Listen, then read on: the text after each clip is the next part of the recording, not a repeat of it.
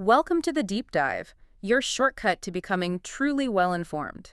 Today, we're attempting to unlock the secrets of building a thriving business. Yeah, and we're drawing from some real heavy hitters, what some people are calling the Avengers of entrepreneurship. Exactly. We're diving deep into this incredible masterclass featuring three really successful entrepreneurs.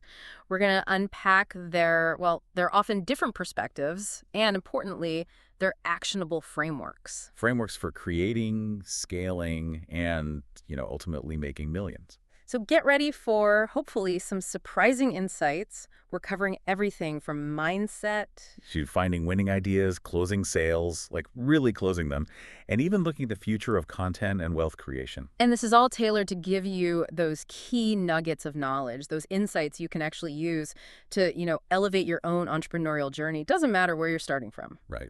Let's jump in. Okay, so first things first, let's unpack this term. Entrepreneur. Sounds so grand, right?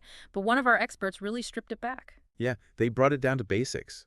Like, think about a kid going around the neighborhood, hey, I'll mow your lawn or I'll rake your leaves. You pay me money. That's it. Just exchange. Fundamentally, yes. Yeah. At its core, it's about that exchange of value for money. Simple as that. It's interesting, though, because the whole idea of a job, like a steady 9-to-5 wage job, that's actually pretty new, historically speaking. Oh, absolutely. It really only popped up around the 1850s with industrialization. Before that, people mostly earned money through tasks, through exchanges. Entrepreneurial activity was like the norm. So being entrepreneurial is sort of baked into us. In a historical sense, yeah, it's how people operated for centuries. Okay, but fast forward to today. There's a really key difference, isn't there, between being, say, self-employed and being a true business owner? Huge difference. An actor, for instance, they're self-employed, trading their time, their skill, directly for money. Right. 1 hour of acting equals X dollars. Exactly. But a business owner, they're building something scalable. Systems, operations. It's about leverage. How much can you multiply your effort beyond just your own time? And what's the biggest hurdle people face trying to make that leap? From self-employed to, actual business owner? A lot of it comes down to mindset. Our experts really hammered this point. Being an entrepreneur is largely about pain tolerance. Pain tolerance? How so? Well, three things, really. How much pain can you handle? How consistently can you handle it? And, critically, how fast can you learn to make the pain less? Because the buck stops with you, right? Totally. The scoreboard's always there, and there's no one else to blame if things go south. That makes sense, but pain is just pain, isn't it? How do you find meaningful pain when you're just, struggling day to day? Is all pain equal? Good question. And no, it's not just about the big crises like running out of cash, though that's definitely pain. Acute pain, yeah. Right. But there's also that low-grade constant grind, the drudgery. The goal isn't to avoid pain. It's probably inevitable, but to find pain that feels meaningful. Meaningful how? Pain that connects to your origin story, your mission, your vision, something bigger than just the task itself. When you find that, the suffering can actually transform into, almost excitement for what you're building. Okay, that's a powerful idea. It connects to something else they talked about, the different levels of the brain. Yeah, the sort of 3-level model. You've got the basic survival brain. Fight or flight. Exactly. Then the status quo brain focused on safety, routine, keeping things the same. Don't rock the boat. Right. And then there's the visionary mind. That's the part interested in exchange, empathy, adding value, seeing possibilities. That's the entrepreneurial engine. And that visionary energy, they said it's contagious. Oh, definitely. You get someone who's never run a business into a room full of entrepreneurs, and suddenly the gears start turning. That buzz, that energy. They start thinking, wait a minute, I have an idea too. Maybe I could do this. They go from no way to maybe. To, I'm actually going to try this. Sometimes in just a day. It's about seeing what's possible. Okay, so you've got the mindset, the energy, but then comes the hard part. Knowing when to keep pushing versus when to, change direction. The whole push, pivot, or opportunity cost thing. Yeah, that's a classic dilemma. One expert had a great way to think about pivoting. You pivot if your fundamental assumption, your core thesis for the business has been proven wrong. Like the doggy toothbrushing example. Exactly. You try everything, you're persuasive, but you find out people genuinely just will not pay for someone else to brush their dog's teeth. Okay, that assumption was wrong. Time to pivot. But what if the core idea is sound, you just haven't cracked it yet? Then you push harder. Often it's just a matter of volume. Not enough effort, not enough attempts. Like knocking on 20 doors versus 2,000. Precisely. 20 rejections tells you almost nothing. 2,000 give you real data. A lot of early entrepreneurs quit because they haven't built up that rejection tolerance, or they just get stuck thinking. Analysis paralysis. Yeah, thinking and planning and watching videos instead of actually doing. And that opportunity cost trap. That sounds dangerous. It can be. If you know you're going to have to work incredibly hard and endure a lot of pain either way, why not choose the path with the biggest potential upside? Like suffering for a potential billion-dollar AI company versus suffering just as much for a local restaurant capped at maybe $2 million. Exactly. If the effort level is a 10 out of 10 for both, choose the one with the better potential return on that suffering. That's a stark way to put it. And for new entrepreneurs, what's the key takeaway from that first venture? It's less about the specific business succeeding and more about learning the game of business itself. So the first one is like practice. In a way, yeah. Yeah. You're learning the fundamentals. Oh. Team building, marketing, sales, customer service. Yeah. Once you get those down, you start seeing opportunities everywhere. You've learned the playbook. Okay, makes sense. So you've got the mindset, you're ready to play the game. How do you pick a winning idea? There was that MOAS framework from private equity. Right, MOAT. It's how PE firms decide if a business is worth investing in, if it's likely to actually make money. Super useful framework. So break it down. M is for. Margin. Yeah. Does it actually make money? Not just revenue, but profit. Net margin. Aim for at least 15%. You got to know your P&L. Okay. Operations. Can this thing scale? Or are you just creating another job for yourself, trading time for money again? It needs scalable systems. Advantage. Do you have an unfair advantage? Maybe unique access to distribution? Maybe 10 years of deep experience in a niche? These advantages, these arbitrage windows, they don't last forever. You need something built in. Got it. And T? Total addressable market, or TAM. Is the market actually big enough for what you want to achieve? That doggy teeth brushing market? Probably pretty small. Right. And they have a scoring system for this. Yeah, simple 1 to 10 scale for each factor. Add them up. Over 30. Fund it.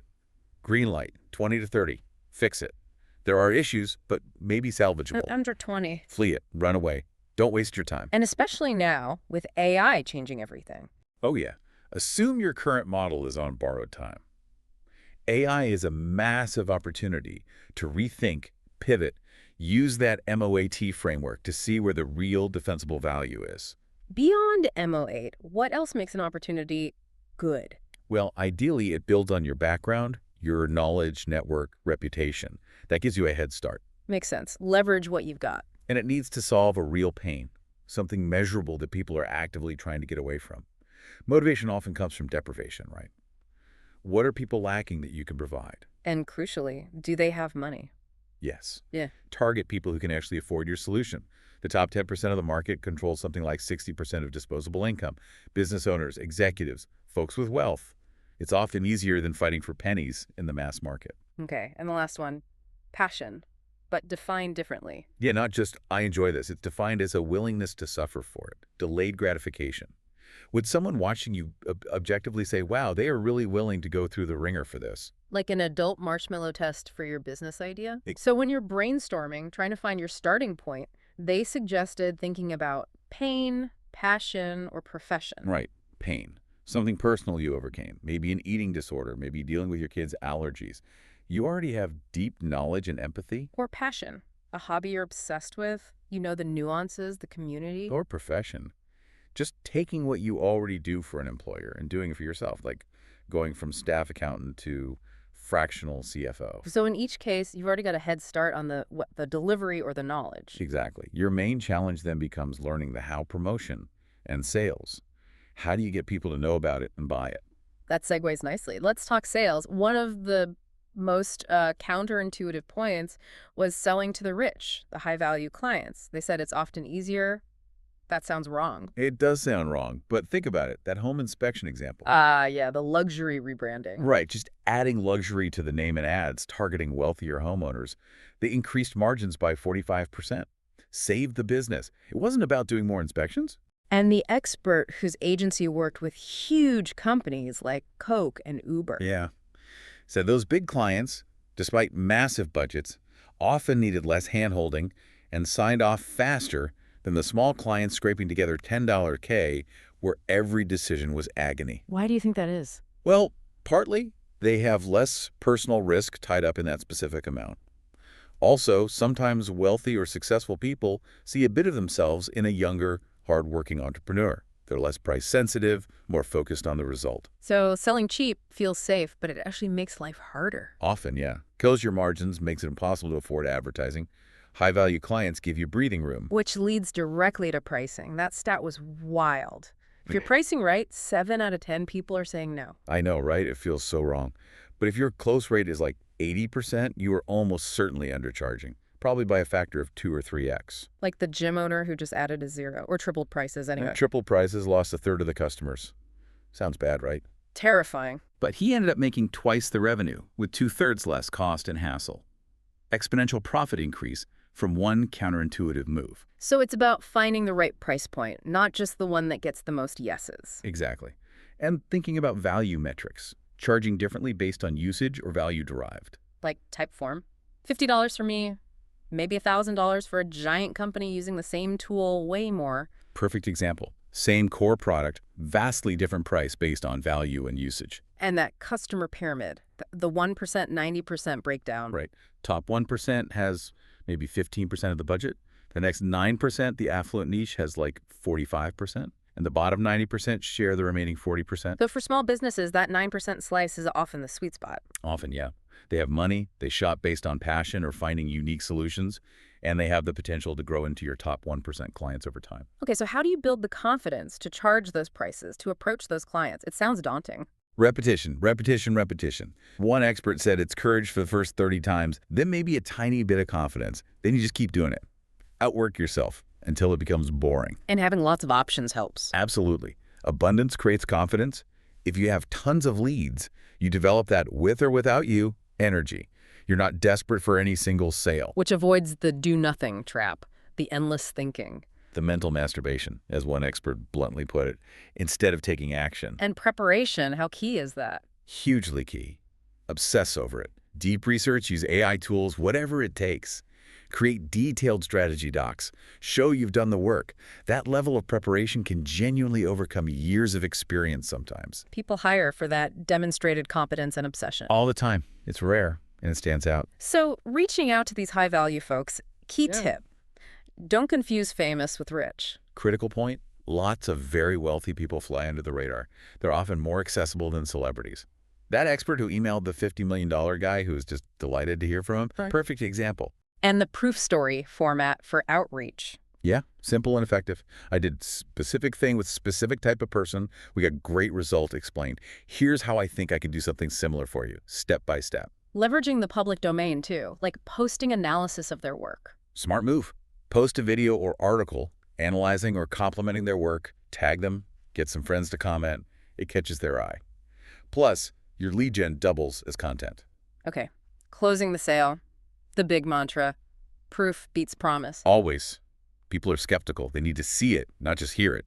Show, don't tell. Like literally pulling out your phone. Can I show you what we did for your neighbors? Exactly. Or even better now with AI. Show them a mock-up of their house, fully landscaped before you even start. Make it tangible, irresistible. And the strategy of doing initial work for free. Yeah, get those first 5-10 clients purely for the proof. Case studies, testimonials. That proof is worth far more long-term than the small fee you might have charged up front. Got it. Now, that Crozer sales framework, C is for. Clarify. Why are they talking to you? Why did they reach out? Just listen first. Let them talk. Yeah. Label them with the problem you solve. Confirm you understand their specific issue. So the main challenge is X, is that right? Yeah. Overview their past pain. What if they tried before? How badly do they want this solved? Remember, motivation is often the flip side of deprivation. S, sell the vacation. Sell the vacation. Keep it brief, max 90 seconds. Hit your 3 key benefits or points. Use simple analogies. Fitness example.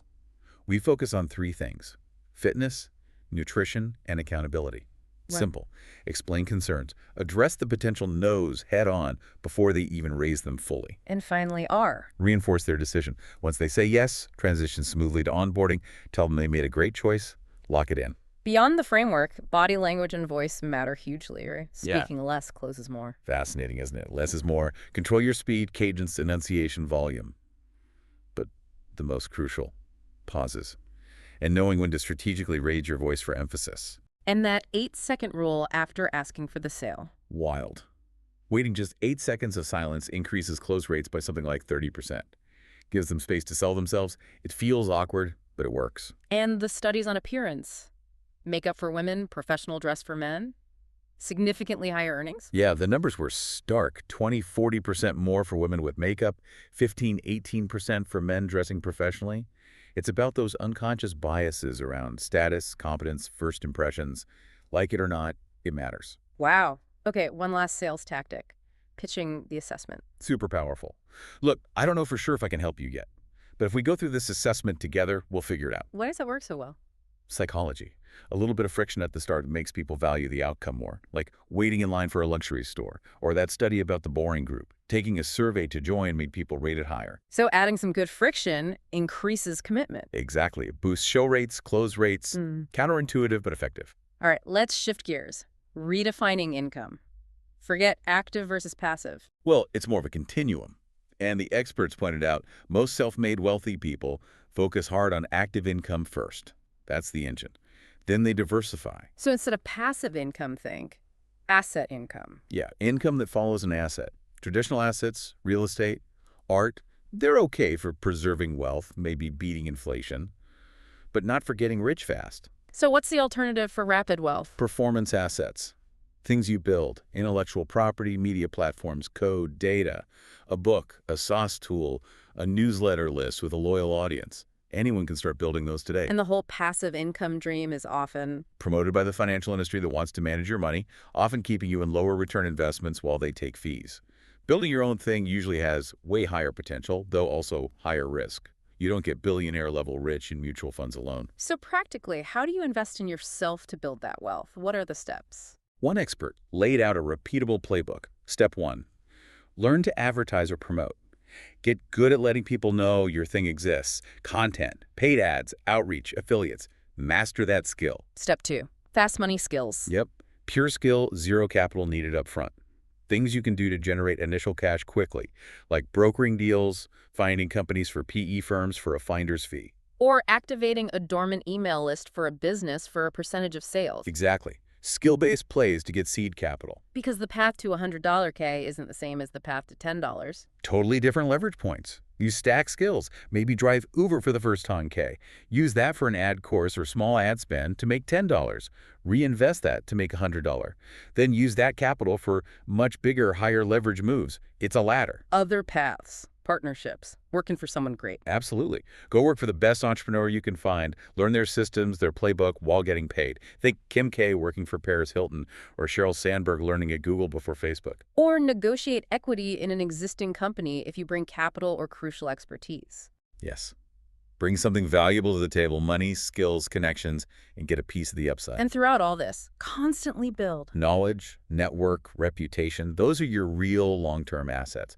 Leverage existing networks. Young, ambitious people should crash events at private banks, accounting firms, get in rooms with deal makers. Okay, let's talk content creation, the 21st century currency, attention. It really is. Content builds brand, builds distribution, still massively undervalued by many. First decision, entertainer or educator? Crucial distinction. AI is going to crush generic educational content, but will amplify entertainment. If you're educating, the key is proof beats promise. Like the expert said, do epic shat, then talk about it. Exactly. Build the automations first, then teach people how. Show your results. And how do you build real influence, not just views? That SPCL framework. Right. Status. Controlling scarce resources like the bartender. Power. Your instructions work. Martha Stewart's recipes. Credibility. Proof of results sold a company. Likeness. They see themselves in you. The more of those you have, the more actual influence you wield. Lots of creators have huge views, but zero ability to get their audience to actually do anything. which is why chasing raw views is pointless if it's the wrong audience. Totally irrelevant. Algorithms target interest now. Make content only for your ideal customer. Fishermen watch fishing videos and buy fishing gear. Simple. And ensure the attention leads to intent to buy. The Rihanna versus Drake example. Perfect case study. Rihanna built Fenty Beauty, leveraging her fame into a credible product her audience wanted. Billions. Drake has massive reach, but struggled to translate that into comparable commerce. Alignment matters. In this AI era, what becomes more valuable in content? Rawness. Authenticity. Less polish, more what you see is what you get. Right. Live streams, unedited vlogs. Because AI can fake the polish. And deep relationships. Yes, long-form stuff like podcasts, books, and real-world experiences, retreats, meetups, that builds deep loyalty, those parasocial relationships where people feel they truly know you. Authenticity, how you act when no one's watching. Or when there's no risk of punishment. Building financial freedom, that FU money, allows for more authentic expression. And being consistently, maybe even ridiculously authentic, helps build trust and filter out the wrong audience. It inoculates you somewhat. Okay, shifting to undervalued games in business. Well, often overlooked. You mentioned hiring. Yeah, finding truly A players and delegating effectively. It's incredibly hard. Richard Branson apparently had a CFO who didn't grasp net profit. But Branson was a master delegator, using future money equity to attract top talent. One bad hire can sink you. What else? Brand and distribution, still. Owning that audience attention. And financial engineering, using other people's money smartly. SBA loans, lines of credit, understanding how deals are structured, how to acquire businesses using leverage, get comfortable with P&Ls, banks, deal makers. And the fundamental profit driver. Constrained supply, excess demand. That tension. If supply is infinite, like Google Maps, price goes to zero. If supply is limited and demand is high, like Google AdScots, price goes up. You have to engineer that dynamic. All right, let's play that game they proposed. Starting from scratch with different amounts of cash, you get the $1,000 challenge. What do you do? Okay, $1,000. Honestly, I'd probably keep it for basic needs. No fancy equipment. My time goes into learning a specific high-value skill, like AI integration for small businesses, specifically how to reactivate dormant email lists using simple AI prompts or tools. So skill acquisition first. Then I approach local small businesses, dentists, chiropractors, plumbers, who likely have email lists they ignore. Offer. Let me reactivate that list for you. Zero upfront cost. You only pay me a percentage, say 20–30% of the sales I generate directly from those emails. Nice. Low risk for them, cure upside. Skill-based. Okay, my turn. $10,000. All right, what's the $10 key play? I'm thinking. Leverage. Target local private equity firms. They're always looking for businesses to buy. I use the $10 maybe for some basic tools, travel, coffee meetings. My offer is deal sourcing. Finder's fees? Exactly. Find out their deal box, what kind of companies they buy, size, industry, profit. Then I hit the pavement. Network like crazy. Find businesses that fit and want to sell. Offer them to the PE firm for a flat fee per qualified lead, maybe $10K, $20K if it leads to a closed deal. Smart. Leverages others' capital needs, teaches you deal-making in the process. Okay, the big one. $100,000. What's the move? This one feels dangerous. A $100 K is enough to lose really fast if you don't know what you're doing. True. Easy to burn through on dumb mistakes if you lack the knowledge, network, or reputation.